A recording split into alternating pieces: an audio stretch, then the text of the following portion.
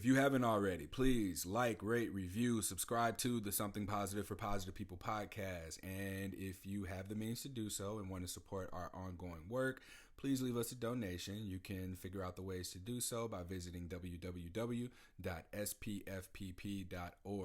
What you are supporting is our ongoing advocacy to combat HSV stigma from within.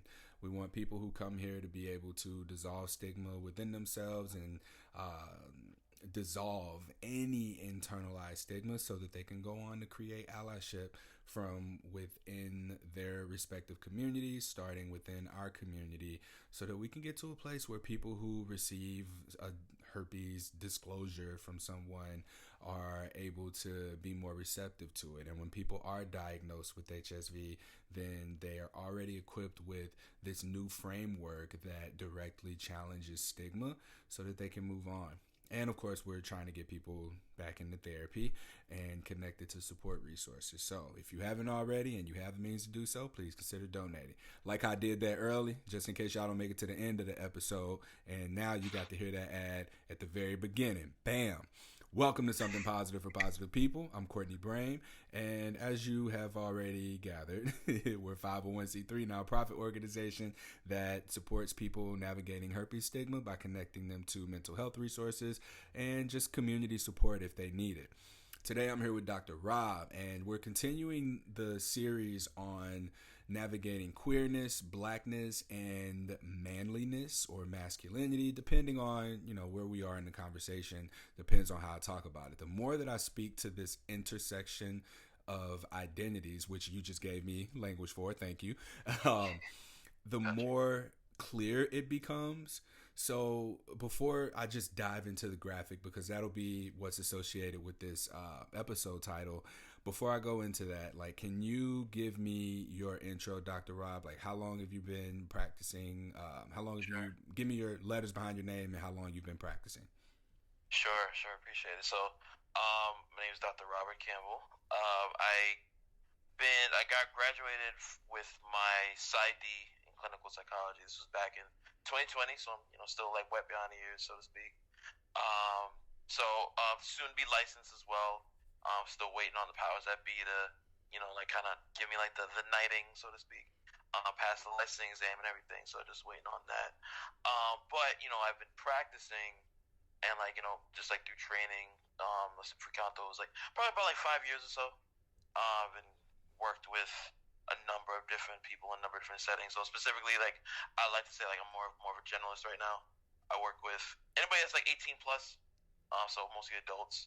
And I've worked with a number of different settings. So this has been, I'm coming to you by way of, I'm based in Philadelphia right now, but I did my graduate training in South Florida at Nova Southeastern University.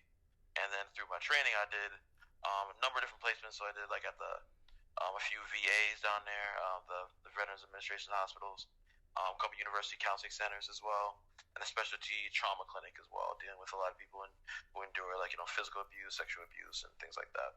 Perfect. Thank you so much for that detailed intro.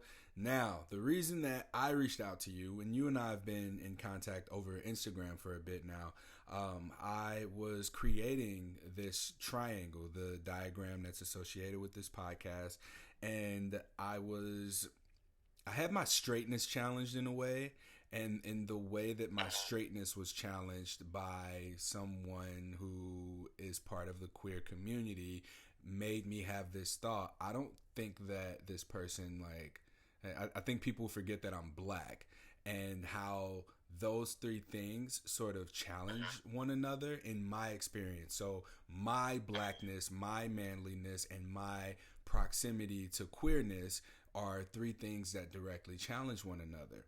And I was looking for potentially other black men who can relate. And when I went to your page, I saw the letters behind your name. And I was like, oh shit, he might be able to speak to this a little bit more from a clinical perspective, because I've spoken to a friend of mine one-on-one who has a shared experience with being a black man and not, the traditional version of whatever it means to be black, in the sense of, oh, you ain't black, And as far as being manly, not a traditional alpha hyper masculine man, but also Yeah. not necessarily belonging in queer spaces or feeling a sense of belonging because of his straightness. And I feel like that's kind of been what my experience is. And in our conversation, he brought up Childish Gambino as like an example or role, right? Yeah, or a role Yo, model of that. so Go ahead. it's wild when you say that. Because Childish Gambino, one of my favorite artists. My dog is named Bino, so like, just you know, like that is like I am like a stan. So, but yeah, I like I saw that my eyes just like lit up. But like, go on, my bad. No, no, that's I mean, and that's how he was. When I defined queerness, I defined queerness in a way that to me it rejects the status quo, the Yeah. expectations of labels on people. It's like you are challenging what you're supposed to do, quote unquote. Yeah. And I used to think of it as you're a member of the LGBT community. And then as I began to become an ally, I learned, oh, okay, well, if you're queer, you're just not straight. And for my most recent definition of being connected to and being in queer communities, like people have been like, my politics are queer. The fact that I'm actively attempting to dismantle stigma and challenge the status quo in how people view sex and how we have important communication discussions, how I practice non-monogamy. Like these are all things that are queer. And so to me, it's just never felt right because it was like I'm straight, like I can't be queer, right? And in the creation of that diagram, I realized that those three identities are social constructs that have been projected onto me.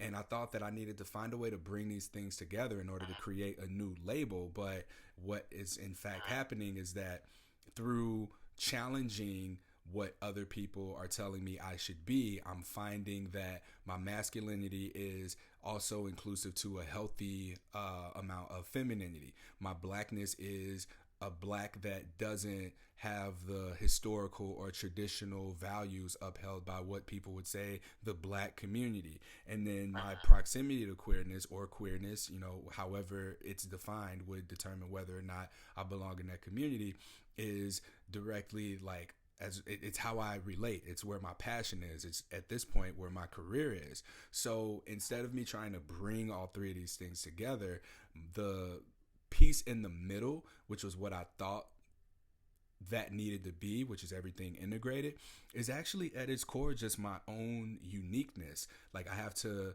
get rid of those expectations that come with the labels of being a black straight or black straight queer man, if you will, and recognize like I'm just me.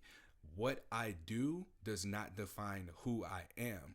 Who I am is really just extended into my behaviors and acts. So with that description here on queerness, blackness, and manliness, I want to take the conversation into really speaking about identity period when I present these things to you. So you had some stuff to say in our Instagram exchange. I don't want to take over. This intro was already way longer than it was supposed to be, and I would like to let you have some words on here. Otherwise, it's just me venting and thinking out loud. So when I presented you with this, what were your initial thoughts? And let's start there.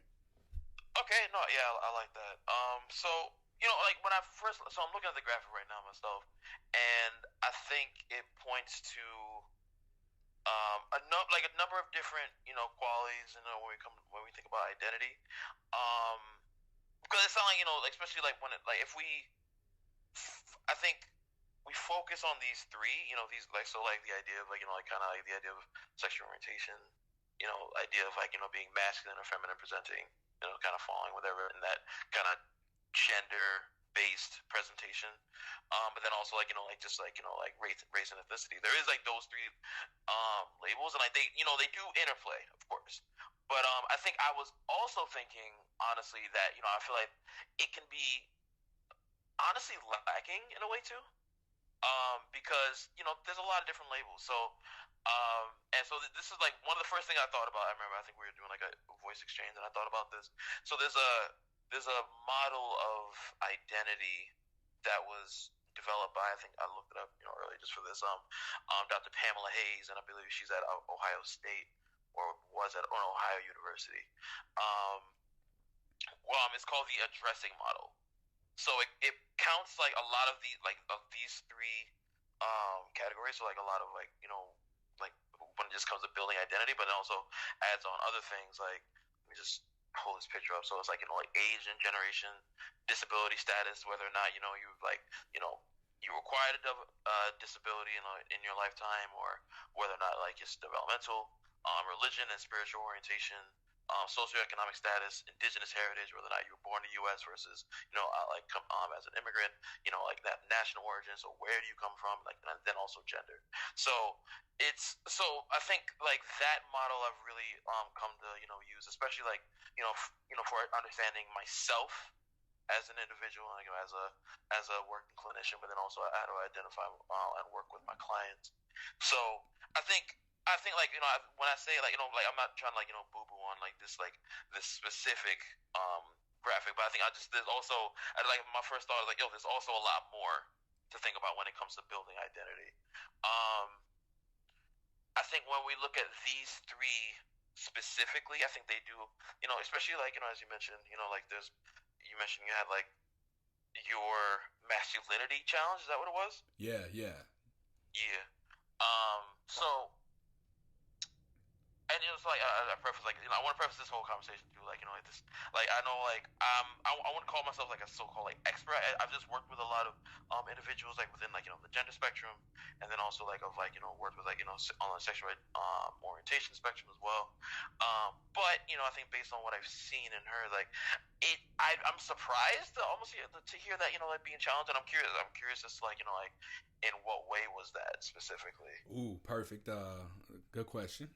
So on my dating profile, I had queer friendly on my profile, and it was a trans person that reached out and was like, "Hey, I don't realize I realized that this bothered me, and it's been bothering me for a few days, but you have queer friendly. How would you feel if someone had black friendly on their profile?" And I was like, well, two things. Well, one, like you see BLM or Black Lives Matter on people's profiles all the time, so it's technically there. But what it does for me is offer a sense of security and safety. I don't know, as someone who does also date outside my race, like I don't know who's safe. I don't know who I can have certain conversations with, especially in just thumb swiping, right? I present as a masculine, cisgendered, heterosexual man, and I'm black. And so with that, there are stereotypes of us being like less educated in being able to speak to LGBT issues. And so that was where the conversation started. And it was like, well, you do all of this activism and advocacy alongside LGBT community work. Why aren't you queer? Like, you are queer, right? And so I was like, it doesn't feel right to me.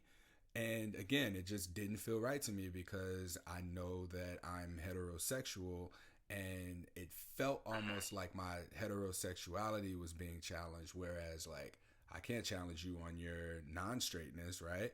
So here we go. And I think that a part of this was about me having to remind this person, hey, I'm also black. Like, this is different because my blackness is something that has to be taken into consideration when I'm offering a sense of safety. Like, I'm already perceived as threatening, and I have to make myself less threatening, especially in the dating world, by being able to showcase some form of open-mindedness, if you will, rather than just being looked at however someone may have their own preconceived notions about me based on what I look, skin color, my size and stature, and my presence in a room. So to me, presenting queer friendly was, it made sense. I'm not queer in the sense where I can at least say, hey, I'm queer.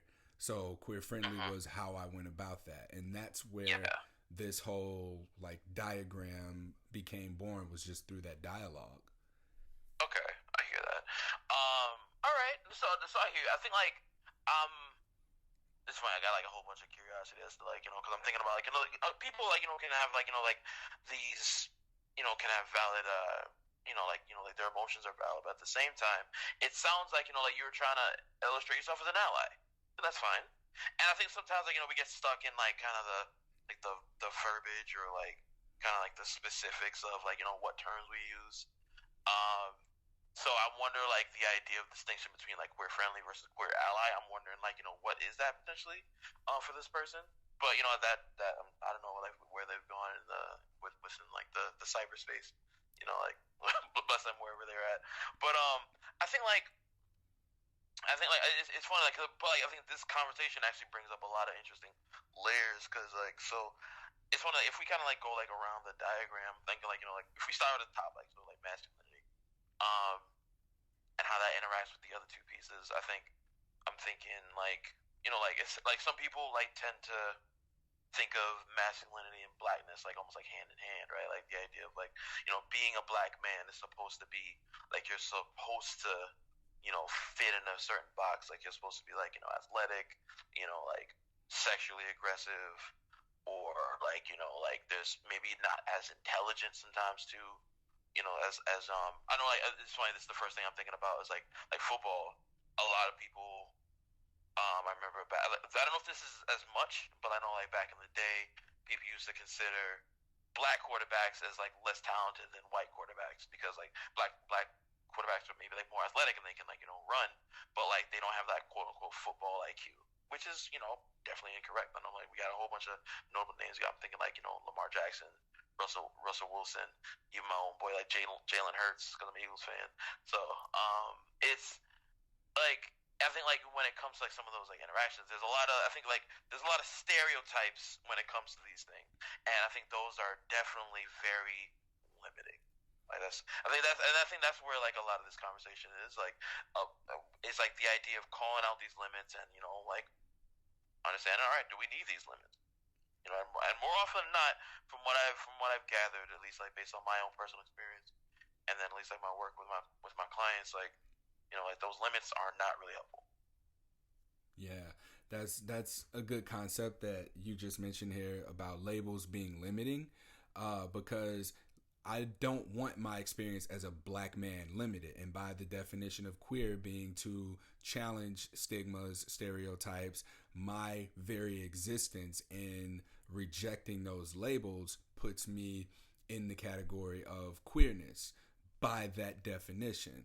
So when I'm rejecting these two labels of what it means to be a traditional black man, and the whole point of queerness is the rejection of these social labels, identities, and whatnot, then that puts me closer into that category of queerness. But I still feel like as a black man that's straight, I don't belong there. So it's a matter of like looking out to see, all right, well, where do I belong?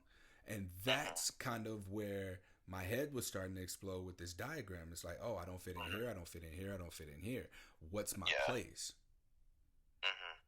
Yeah, no, I feel you. And I think like I've definitely felt the same way. Like because like in my personal experiences, like as a black male, especially like when it comes like like relating to like the LGBTQ like space. Now I'm thinking like we're touching on that piece. Like I know, so like my background is my heritage is Jamaican, and it's relatively not even relatively, it's significantly um homophobic. There's a lot of homophobia within like Jamaican culture. I would like to think that things are improving, over the last like 5-10 years, but it's tough. But like, and I know like growing up for me, like the idea of like seeing like the idea of being like gay or queer was like bad, right? That was definitely it was like synonymous with that. But then I've know like I've also grown up with the idea of like, okay, why is that bad? Like that doesn't like that doesn't make sense. Like you just like love somebody of the same gender. Like what's the deal there? So like I know like definitely like the idea of like kind of not assigning like not like kind of like not expressing those like homophobic views, then automatically like categorizes you. Like it's tough. It's tough to like have that like division there, So, but I think especially like I feel fortunate to like have had gone through so much like education and like just had like a lot of experiences like to point that like that type of thinking isn't really like helpful for anybody involved.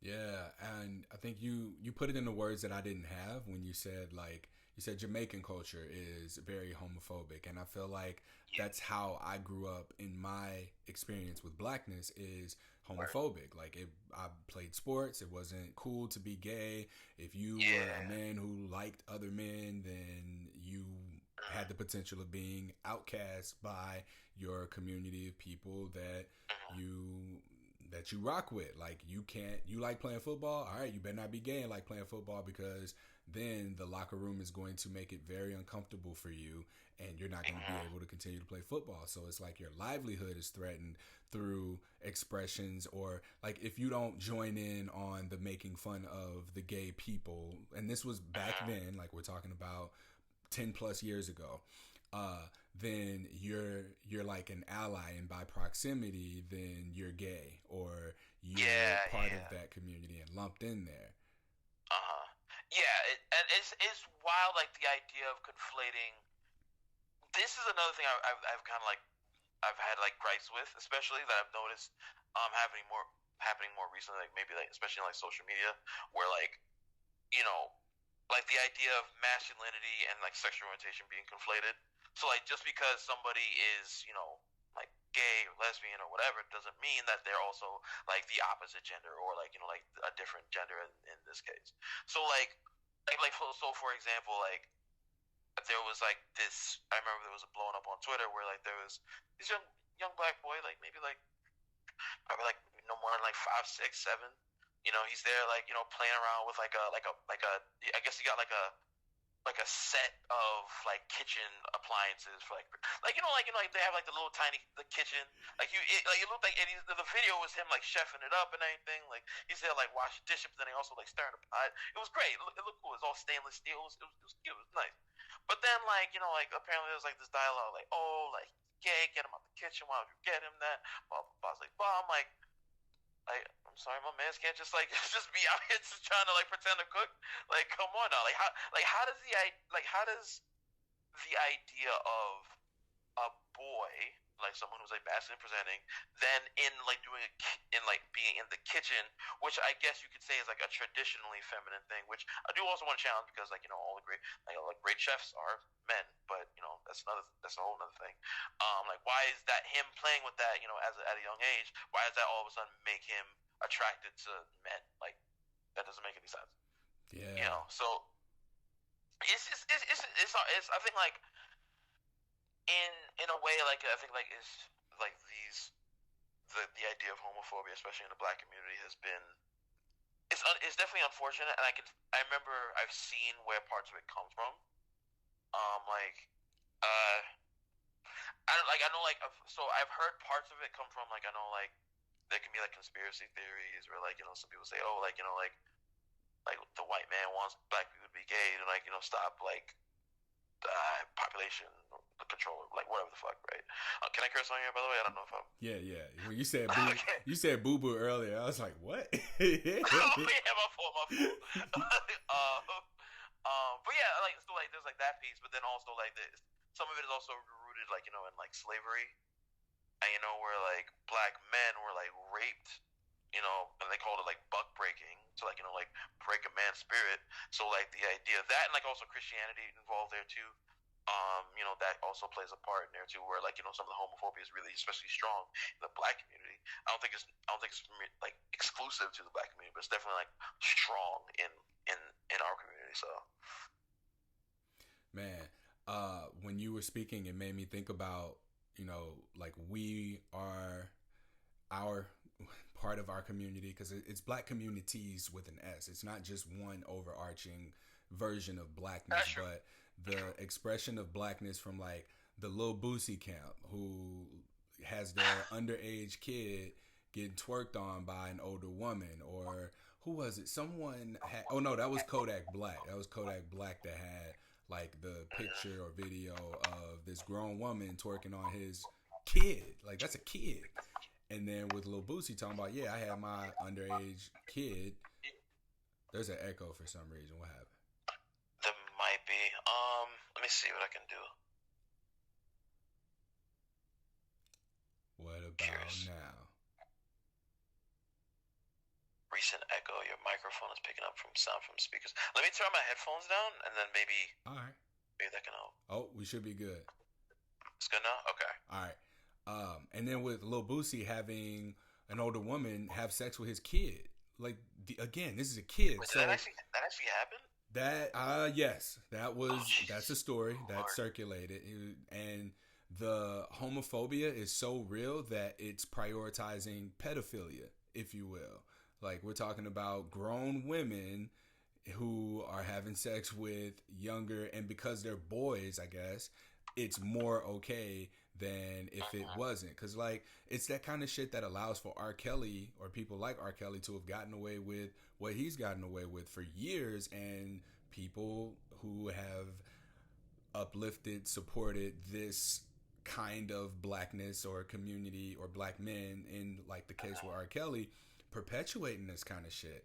And it's like, when we gonna get over this? When we gonna collectively get through this? And I think that part of getting through this is like being able to speak to these varying identities. And while, yeah, it's only 3, but being able to speak up about this kind of stuff is encouraging like this sense of acceptance to being different and not conforming to, oh, well, this is just the way it always has been. Well, y'all know Robert loves them young girls. You know Boosie ain't gonna let his kids grow up and be gay. We can't, I can't keep letting that shit just happen.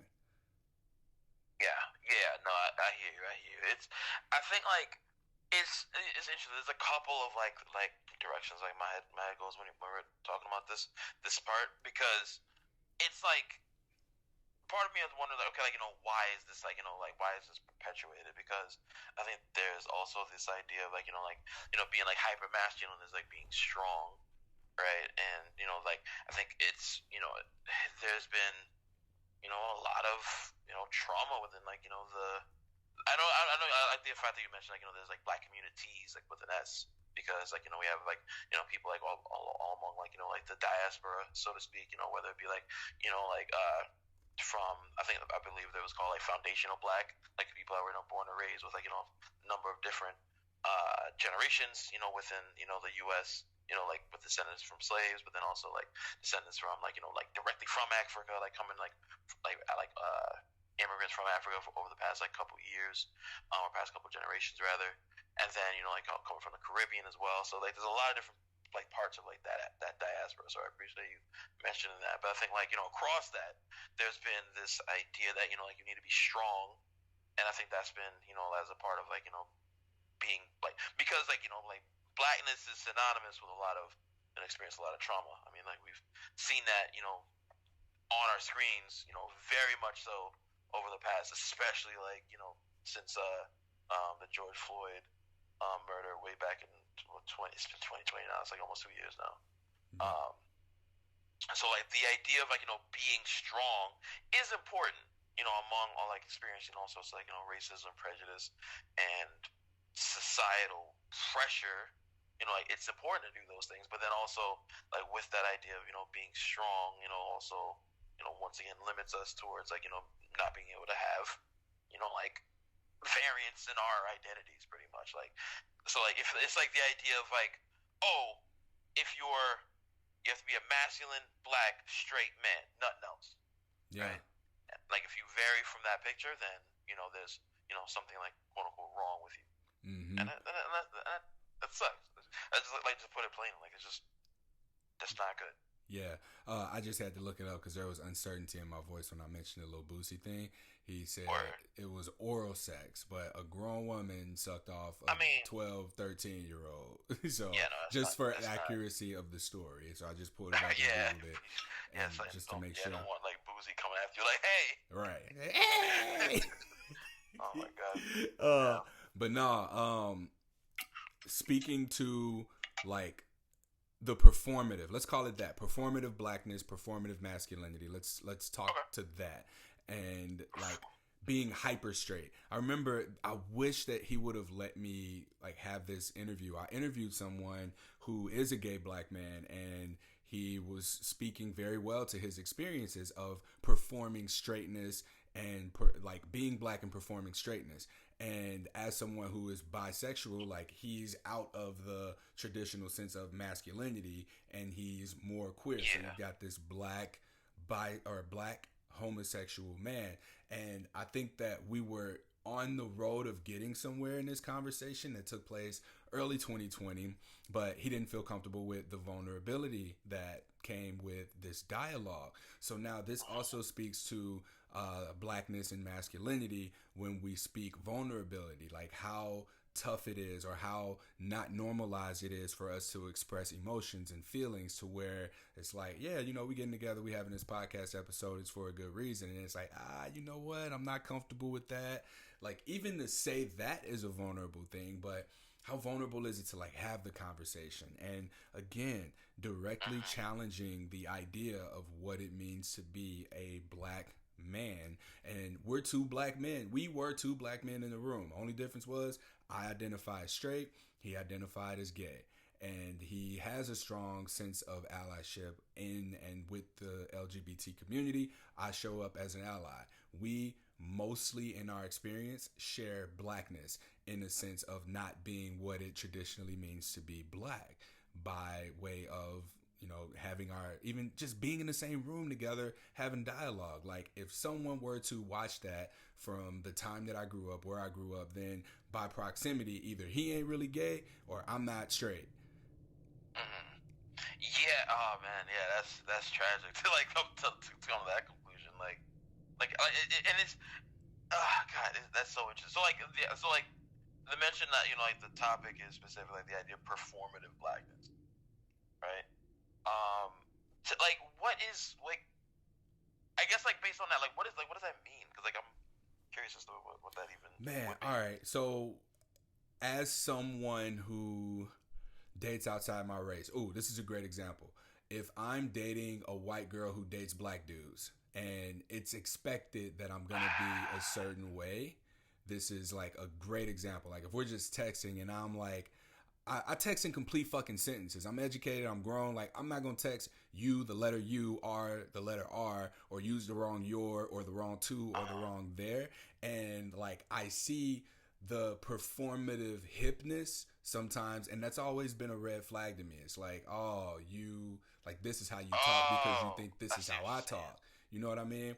And so like I've seen this with primarily in St. Louis, white women who only date black dudes, and like that's how they interact or that's how they talk because they expect me to talk like that. And even in like spaces with my family, when I say performative blackness, I can point to examples there when they sent me off to college to learn how to speak well and all that shit, and then I come back home speaking well and all that shit, and they're like, hey, get out here using them big ass words. So like now I gotta dumb it down, you know, for their comfort, to be able to sit in the kitchen with my cousins and uncles and aunts who didn't go to school or, you know, who didn't have that education, and now like they looking at me like I'm, oh, you think you better than us, and like I have to play that down in order to be in the room with them. So like, yeah, I gotta like mix up how I talk, code switching. Code switching. Damn, that's it.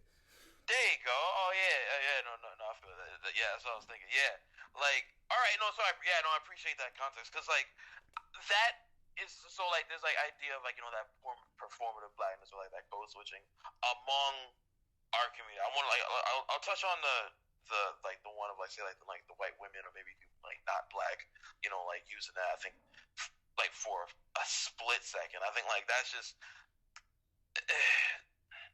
I think from what I've seen and what I've gathered, I think sometimes, you know, especially our white, you know, individuals, maybe white allies, they may try to, you know, kind of adopt that performative blackness, you know, to try to like in efforts to connect, and like it just falls flat, so flat. Especially in those like dating situations. Because I've also like dated interracially in my past. Technically, still am right now. Um, and it's there's a difference between like when it's genuine. Say like because I have no problem with somebody that's like like white that also like grew up in like a predominantly black household or in a predominantly black neighborhood, and then comes through with like the vernacular. I'm like, all right, bet. Like I see you about the culture, but if it's like that they don't have this background, that this is it's like I feel like it's not even like something you have to really and truly even like try to suss out. Like you just know whether or not it's genuine. So like that's just toss that to the side. But like the one that's more, I think that's like we're more pertinent relevant to us is like the idea of that code switching among our like family. When it comes to like the like that idea of sounding black or acting black in certain ways. Like oh my god, I can count so many experiences that I've had the same situation, like where, because I come from like in a relatively, not even relatively, I think like a well-educated family, um, and like my mom's always talked about speaking the Queen's English and things like that, which is so I always thought that was funny. So like that's always just been a part of me. But then I've also like gotten questioned like, oh, like you don't sound black, or like um oh my god, I remember there'd be times like high school, like I'd say something, like relatively like not in broken English in some way, and like some white boy would be like, oh, I'm blacker than you because I say it like this, and I'm like excuse you, like that don't make no sense.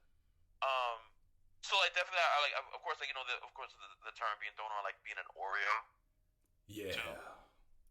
Yeah, that's a big one. Like black on the outside, white on the inside. Like that don't make no sense. Um, it's like and like the idea, and it's like that. It's kind of like that once again that colonized idea of like education equals whiteness, but that doesn't have to be. Yeah. On the other side too, like if you kind of flip it at the same time, like it also like kind of using like maybe more broken English doesn't necessarily mean that they're uneducated. Um, in certain aspects, I say that with like a little asterisk there. But I think it is painful when you gotta like like be around your peoples, and then they look at you funny because you just say big words, certain words, and they're like they kind of look at you sideways. Um, and so I know like code switching, definitely like of course I do it. Like I've done it like like almost on the daily, depending on who I'm talking to. But I think that's just another adaptation of just what it is to be black in America. Because we need to conform to what the majority is and what the majority sounds like. At the same time, there's also this idea that we don't want to distance ourselves too much from our group. So we gotta like still like get back into and use some of that like they call like African. It's funny, I actually just learned this acronym the other day. Like so AAVE or African American Vernacular English.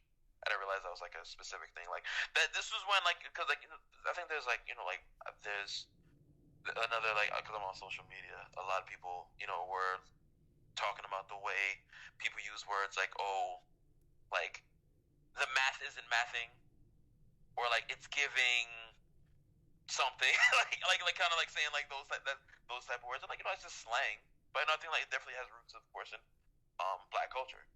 So I find it fascinating too, the idea of like how much language impacts the way like we're perceived among different groups too. So but I think like you can also look at code switching in a way that it's resilience too. Does it mean like we're able to blend in and adapt to our circumstances? Yeah, so it's like it's survival. Then when we speak to performative blackness, like I need to be black enough to fit into my home and family life, but I need to dial down my blackness in order to not be threatening in predominantly non-black spaces. That's what it sounded like to me. Is that kind of in the ballpark? Yeah, exactly. Yeah. All right. What else is there to speak to in regards to this? So, I guess I'm learning in my own experience that what it means for my blackness, like we talked about Childish Gambino earlier, like that Yeah. is when I looked up the word queer, the definitions were questioning or weird. And it was like, damn, by that definition, me being black and I like Childish Gambino's music and he's a weird person and he's an artist and he doesn't go along with the grain. He has carved his own path. Like, is that what queerness is? And in that sense, I'm like, hell yeah! Like, I want to be like Childish Gambino. That's my role model. And at least as far as I know, like that's a straight black man who does Yeah. things differently, right? So in that sense, like, is my sense of belonging with the outcasts who aren't necessarily fitting into the label of queerness, which appears to be a place for people who don't have a home in labels. Hmm. That's interesting. I think like you bring up the idea of belonging, right? And so I'm thinking about there's a couple layers to this because I'm thinking like, all right, why are we looking at belonging? Because like that's important for us. Like like throw out all these like these qualifiers like the idea of race, gender, age, whatever. Like like belonging is important to us. That's like like one of Maslow's hierarchy of needs. Like being able to belong to a certain group is like important for us. And also too, like, if in terms of evolution, same way, if we were kicked out the tribe, like left out in the cold, you either freeze to death or you get eaten by a saber-toothed tiger. That's just how it is. So we need to belong to a certain group. I think in this day and age though, like it's I I've always heard this, like the idea of like, they say like America's like a melting pot, so to speak. And I used to enjoy that, like perspective. But at the same time, like I remember, like kind of there was a critique about it saying, oh, like, that means like, we're homogenous, everybody looks the same. That's not the case. I think I like being more of like, from what I've heard, like the idea of being like almost like a salad bowl. So like, everybody like mixed and match. And, like everybody has their own forms, their own flavors, their own shapes and sizes. But, we're still, like, we're still like able to be a, one harmonious unit. And I think, now in today's day and age, especially just with the way like political divides have been drawn, it's, there's going to be a hard hill to climb to get to something like that, to, complete harmony. But, I think it's important to, like to belong in some way, shape, or form. And I'm hoping that, like, I think when it comes to that, I think it's important to like, point out groups that are welcoming of you, despite any sort of like, labels that are on there. So like, I know, for example, for me and myself, I notice like the people around me have good, like a good diverse amount of people. I know like I have people from my training program, of all different races and gender orientations, or sexual orientations too. I know for my private practice right now, I work in a group practice, and there's definitely a lot of like varying identities too, which has been definitely really impactful for me. I really enjoyed like coming up, especially because I'm in an area in Philadelphia that's very diverse, which is cool to see. Uh, I think being able to surround yourself with not even like like similar like labeled people, but also similar minded people, so that value the idea of diversity and inclusion. Okay, so what I'm hearing in that is the values of your social circles, your communities, ought to be something taken into consideration when it comes to belonging. It's not exclusively about, oh, that group of black dudes over there and I'm a black dude, let me go belong with them. Oh, that's a men's group, I'm a man, let me go there. Or this is a queer community and I wear rainbow colors, so let me go over there. So it's not superficial in any way, shape, or form. It's about the core values that are demonstrated in the expression of the community. So in that sense, I would belong in the queer spaces because I'm directly actively disrupting stigma when it comes to sexual health and communication. I belong in a men's group because I value integrity and the act of getting things done and contributing to communities and spaces that I'm in and solving problems. I belong in black spaces because I value our social justice and our rights and our culture and like just what we've contributed in a sense to society from our art forms and expressions. Oh my god, I just got so excited when you saying all that. Yeah, like you can belong in all these spaces because like the values match up. It doesn't necessarily have to be the labels. The way you said that was fantastic. Because it's funny, like as you said that too, like I remember there was an exercise I did in high school. I think it was a biology class. I don't know how this fit in the biology class, but like we like the teacher had us stand up. I think it was like maybe like 20 something of us, and they had us all stand up and then like group based on how similar like you think you are.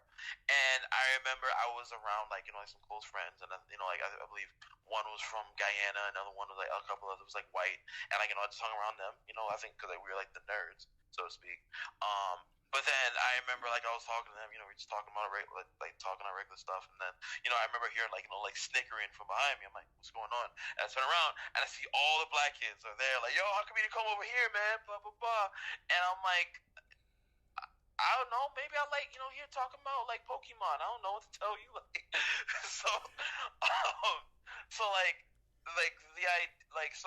think the like the idea of like kind of like organizing ourselves based on just like like these types of labels, I think is very limiting. I know I've noticed that myself too, because of I'm like I've find myself like I can mix and match in a lot of different spaces. I know I'm definitely like I've mentioned sports here a couple of times already. Like I'm an avid football fan in a couple of sports, but I'm also a fan of like say like esports. So this is like professional video games, and some people like that would some people that would go to esports event wouldn't go to like a regular football event, vice versa. But like I can mix and match there, or like the idea of being in a LGBTQ plus like allyship space, like being able to blend in there, like that could that might send off like alarm bells for like some other people that are quote unquote like hyper masculine. So I think but at the same time I'm proud of like my masculine identity, like presenting as like masculine, but at the same time I'm also proud of being like an LGBTQ plus ally. So it's I think like, and that's where like I remember I pulled up the addressing model too earlier. That's why I like being able to also look at other parts of identity, because like how old am I, like how am I able to connect with people from my generation versus like Gen Z versus Gen X versus like boomers, like my religion, and how much like I identify as Christian, I'm able to work with people who are Christian, who aren't Christian, who are maybe secular, who maybe are from a different belief set. The idea of even like, and like identity is also not just like those qualities too, but even like things like where are we from regionally? Are you from the north, from the south? What part of the city are you in? What are you into? There's culture in everything, so it's I think being able to, I think like with that I've noticed I've been fortunate to be able to blend in a lot of different pieces, a lot of different like areas rather than different communities within like my area, and then also like from where I've previously moved from. So I'm definitely fortunate from in like those aspects, but I think like, and I would encourage anybody, like I'll encourage you and anybody that's listening to do the same, be able to understand your value set and like be able to create a community based on that as opposed to like these labels. Oh, thank you for sharing that too, because it brings up geography and what's in your proximity, what's available and accessible to you. So I am now in Portland, Oregon, and I'm surrounded by white people. What's that Bruce Willis movie where the kid's like, more power to you. He's like, I see dead people. I'm over here like, I see white people. But success. I've got a success, yeah. Yeah, so that to me, in proximity, like, my blackness is directly challenged because I'm surrounded by white people shit, right? Because there's like, I never ate sushi before I started dating outside my race, and like I realized what I was missing out on. Like I never listened to like oh, Glass Animals. I fucking love Glass Animals. That is not exactly, yeah. You shrugging. You don't know who Glass Animals is. They're a band, and that song Heat Waves. You probably heard the song Heat Waves because it just came on. It's like poppy or something. But like certain styles of music, foods, and activities like going hiking. Like black people, I've not hiked. I've not done yoga, and these were all things that were introduced to me because I was willing to, step into uncharted territory for myself. Yeah. And while my blackness directly challenges doing white people shit, it's through that I've been able to like disengage from solely identifying with any of the other aspects of my being that would keep me limited, like the limitations of what labels are. So now, I'm not just a black straight dude who is an ally to queer people or who occupies queer spaces. I'm also all of those things, and I'm in Portland, Oregon, surrounded by more and more white people shit. So I need to, for myself, like, rather than being looked at like, oh, black people don't swim, black people don't hike, black people don't rock climb or any of that stuff or do yoga. I feel, taking it back full circle to the beginning, my demonstration of, I want you to ask me, like, invite me into conversation that allows for me to demonstrate my values, the things that you can't look at me and just assume. So I want to challenge people's assumptions, and it seemed to me in that moment that expressing queer friendliness was a way of doing so. Because to me, like, it's more than allyship. Like, a lot of my friends are part of the LGBT community that I spend most of my time with. A lot of the people that I speak to on my podcast, while most of them are cisgendered, white, mostly straight women, there are a lot of queer people that I speak with on a regular basis about it as well. So it's more ingrained in me than allyship. Like, I feel closer than an ally, like a fucking elbow bump. Like, I feel like I'm there, I'm shaking hands, I'm politicking for the group in the terms of sexuality and sexual health and where my work intersects. So I don't know where I was closing that out at, but when you mentioned proximity or geography, that's what came to mind, which was like, what are you surrounded by? Like, what's by you? What are you being exposed to? And like, for a lot of these people, like, I'm the first black dude that they could talk to about like social justice issues, and I mean, I argue sometimes they forget I'm black. Like, people will forget that and cross certain boundaries, or not see color, if you will, but or put people in situations that are potentially harmful and not safe. So I have to constantly perform in a way that lets as someone who may not be black, hey, I'm safe. And me, like, wearing masks does not help, because now I can't just smile and be like, hey, look at me, I'm safe, I'm smiling, I'm non-threatening. Now I got a mask on, and it's like, you don't know what the fuck I'm, like, what my face is doing, right? So even that, in a way, is contributing to potential harm in my, versatility and adaptation of having to come off as non-threatening. So saying queer friendly was a way of being non-threatening, if you will. So that closes that. I like the way you explain that too, because it's not just like an allyship where it does sound very clinical, very like, we're just politicking and everything, but like, those are like, your friends, those are close people that are close to you. So saying we're friendly, that makes sense for you. And I think, like, sometimes, like, I don't like I think, like, labels and titles and things like that aren't important to a degree, because that's just how our brain makes sense of things. But like, at the same time, like, it's important to look past those words and look past those labels. So, because I'm thinking back about that, the idea of getting hung up on the idea of using queer friendly versus queer ally. That's like, it's kind of, it's interesting, to say the least. But like, I think also, I'm it's true black. I don't know where I was going myself, so I'm gonna hand it back to you. No, it's all good.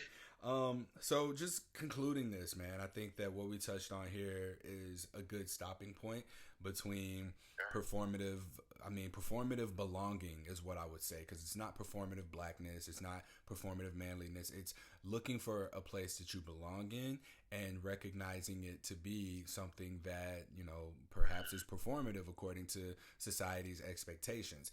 Actively choosing not to perform manliness, blackness, queerness, for the sake of meeting the expectations that are attached to those labels, which have their limitations. Perhaps that's where, the healing takes place, when you're able to defy those things and go through your own trial and error of identifying yourself and what is true to your core through those intangible aspects of yourself, your identity, what you like, what you don't like, and being willing and able to express that. then we come to realize like we're all unique. We all don't belong in a way, but we're looking for places to belong. And sometimes it has to be performative, for safety reasons, or for us to figure out where we do and don't belong. And then we can go there and just be, because that's really what it's about.